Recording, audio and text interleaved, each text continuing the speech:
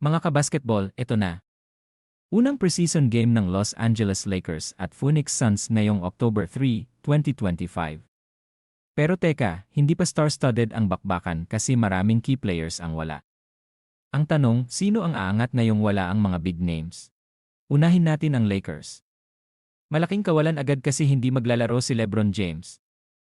Entering his 23rd season na si King James, pero dahil sa glute issue with minor nerve irritation, out muna siya. Precautionary lang daw, kasi priority ng bagong coach na si A. Redick ay long-term health ni LeBron, lalo na't malapit na ang opening game nila kontra Warriors sa regular season, bukod kay LeBron. Wala rin si Marcus Smart dahil sa Achilles tendinopathy. Expected na makakabalik din siya soon, pero hindi pa ngayong preseason opener.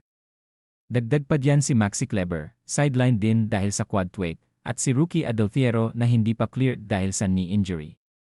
Kaya basically, short-handed talaga ang Lakers ngayong gabi, sa Suns naman, hindi rin kumpleto.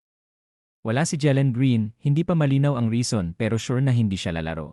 Kaya mga kabasketball, huwag niyong asahan na puro highlights ng superstars ang makikita natin dito. Instead, itong laban na to ay magiging testing ground. Makikita natin kung sino sa mga role players ng Lakers at Suns ang kayang mag-step up habang wala ang mga main guys. Para sa Lakers, interesting panoorin kung paano gagamitin ni Coach A. Redick ang rotations. Sino ang magiging spark plug off the bench? Sino ang papakitang deserving ng mas malaking role pagdating ng regular season? Sa Suns side naman, malaking chance ito para sa ibang players na magpakitang gilas, lalo na sa depth nila.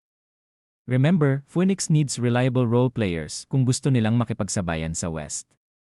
Kaya itong preseason opener, kahit hindi kasing bigat ng regular season, magiging mahalagang barometer kung sino ang pwedeng magdala kapag wala ang stars. Kaya ayan mga kabasketball, Lakers vs Suns preseason opener. Hindi kumpleto ang lineups, pero siguradong exciting pa rin panoorin kung sino ang aangat at magpaparamdam agad bago magsimula ang tunay na season. Sino sa tingin nyo ang magiging breakout player ngayong preseason?